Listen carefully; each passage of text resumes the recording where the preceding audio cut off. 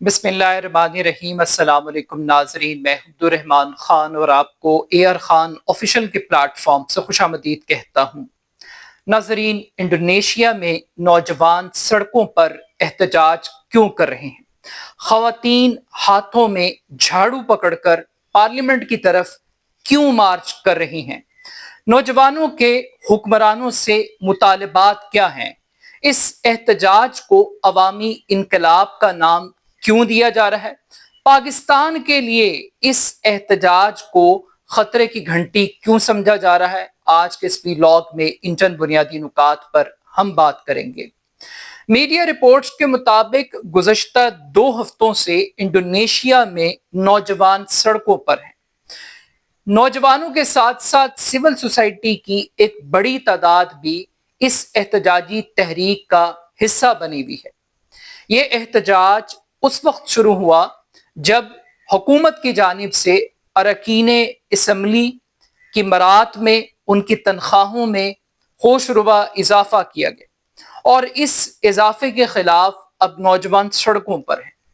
मगर यह एहतजाज पुरतशद्दुद उस वक्त हुआ जब पुलिस की जानिब से पुलिस की एक गाड़ी की जद में आकर एक नौजवान मोटरसाइकिल टैक्सी ड्राइवर वो जान बहक हुआ।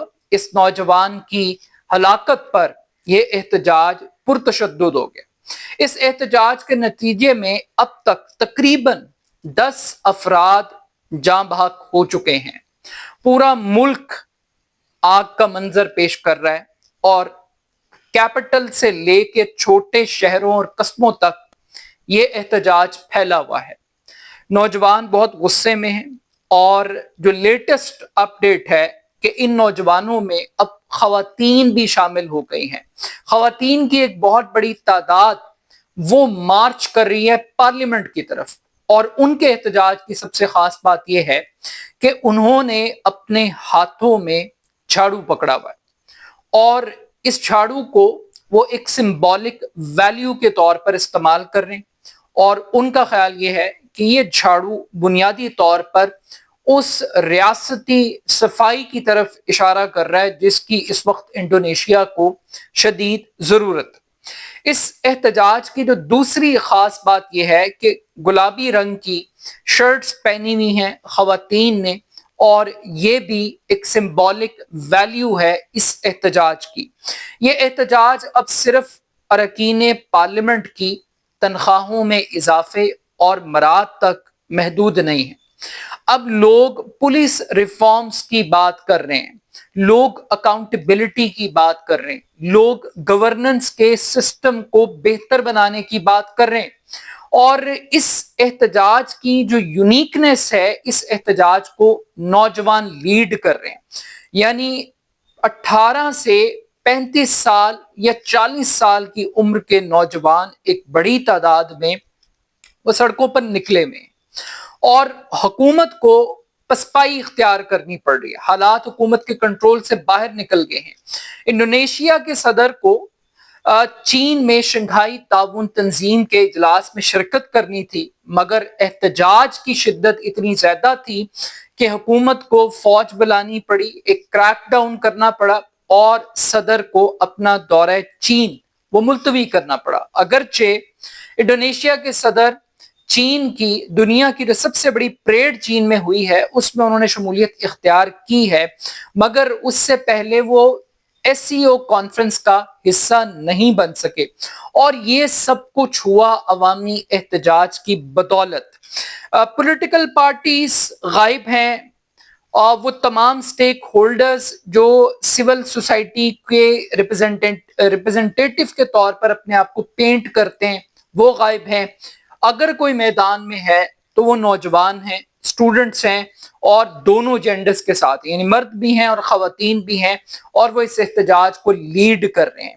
इस एहतजाज को रोकने के लिए हुकूमत ने ताकत का इस्तेमाल किया, मगर उस ताकत ने अवामी ताकत के आगे सिलेंडर उसको करना ही पड़ा, झुकना पड़ा और अवामी ताकत का जब मुजाहिरा किया जाता है फिर मॉब जस्टिस आता है। और हमने देखा कि इंडोनेशिया में लोगों ने सरकारी इमारतों को नजर आतिश कर दिया, इमलाक को जला दिया, وزراء کے گھروں پر دھاوا بول دیا، اور پروٹیسٹ کی شدت اتنی زیادہ تھی کہ وہ حکومت کے نمائندوں کو پکڑ پکڑ کر پھینٹیاں لگا رہے تھے. یعنی ایک عوامی عدالت کا منظر یہ آنکھوں کے سامنے آ رہا تھا. ایسی صورتحال کو دیکھتے ہوئے حکومت کی جانب سے پارلیمنٹ میں جو اراکین اسمبلی کی مراعات کا بل تھا، ان کی تنخواہوں میں اضافے کی بات تھی، ان کے لیے ہاؤس الاؤنس، رینٹ اور ٹریول الاؤنس اور بہت سارے دیگر جو الاؤنسز جو دیے جاتے ہیں، ان تمام تر الاؤنسز کو وڈرا کر لیا گیا.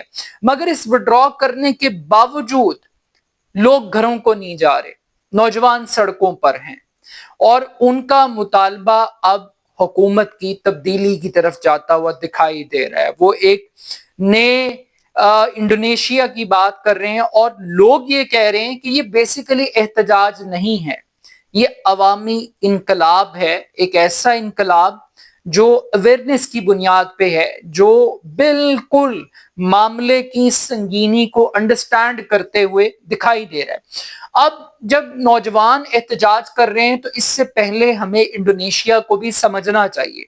انڈونیشیا مسلم دنیا میں سب سے زیادہ آبادی والا ملک ہے.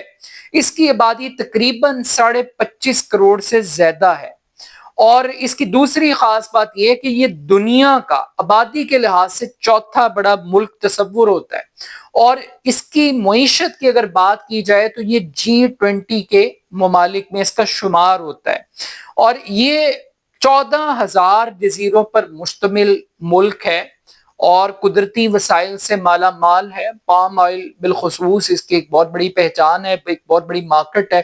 پاکستان خود انڈونیشیا سے پام آئل خریدتا ہے.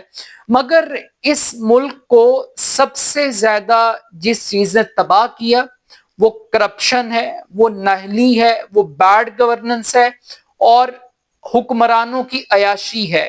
یہ جو شاہ خرچیاں ہیں سرکار کی، ان شاہ خرچیوں نے ایک عام آدمی کو مجبور کر دیا ہے کہ وہ اب سڑکوں پر نکلے اور حکومت کا محاسبہ کرے. جب لوگ نکلے، نوجوان نکلے، تو حکومت اور حکمرانوں کو اپنی جان بچانی مشکل ہو گئے.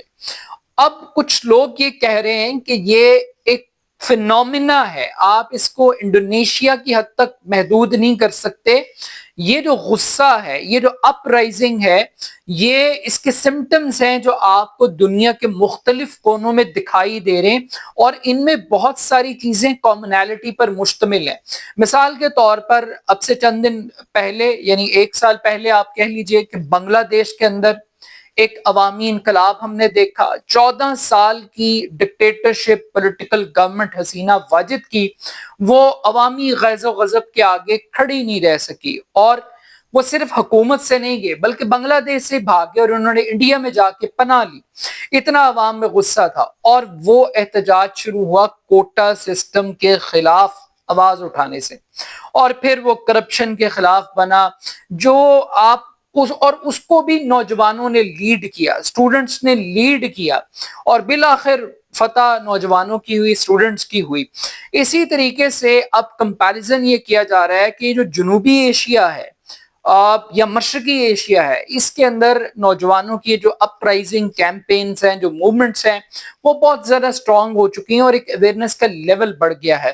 دونوں جگہوں کے اوپر ریاست نے طاقت استعمال کی، سوشل میڈیا پہ کریک ڈاؤن کی کوشش کی، مگر یہ تمام حربے روک نہیں سکے. اسی طریقے سے اگر ہم یورپ کی بات کر لیں، ویسٹرن کنٹریز کی بات کر لیں، تو وہاں پر بھی ہمیں ایک اپرائزنگ دکھائی دے رہی ہے. وہ تھوڑی سی مختلف ہے. فار ایگزامپل، غزہ کے حوالے سے امریکن یونیورسٹیز کے اندر جس طریقے سے نوجوان سڑکوں پہ نکلے، انہوں نے کیمپس لگائے. اب ٹرمپ ان کے خلاف ایک بہت بڑی سرجیکل سٹرائک کر رہا ہے، ایک آپریشن کر رہا ہے کہ ان کو امریکہ سے نکالو، یہ ہمارے کنٹرول سے باہر ہیں. تو آپ کو فیل ہوگا کہ پوری دنیا میں یوتھ وہ اب ایلیٹ کیپچر کے اگینسٹ کھڑی ہوگی ہے، جو مافیاز گورنمنٹس کو کھاتے ہیں، نچوڑتے ہیں، ان کے خلاف ہے. مگر یہاں آپ پاکستان کے لیے اس کو کیوں ایک خطرے کی گھنٹی سمجھا جا رہا ہے، الارمنگ سچویشن کہا جا رہا ہے پاکستان کے لیے؟ وہ کہتے ہیں نا، خربوزے کو دیکھ کر خربوزہ رنگ پکڑتا ہے. تو کیا رنگ پکڑے گا؟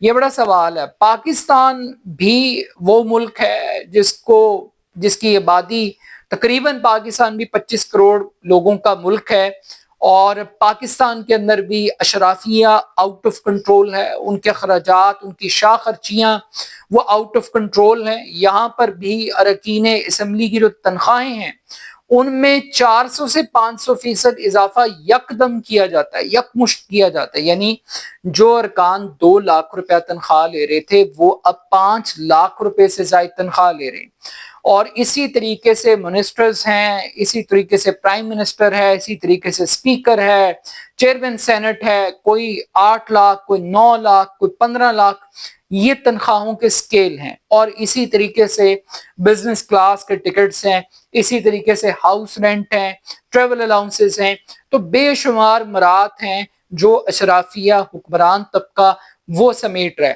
اور بدقسمتی کی بات یہ ہے کہ جہاں پر مراد کی بات آتی ہے وہاں تمام پولیٹیکل پارٹیاں پاکستان میں اکٹھی ہیں، کوئی اپوزیشن نہیں ہے، کوئی گورنمنٹ نہیں ہے، سب ایک ہیں کھانے کے معاملے میں۔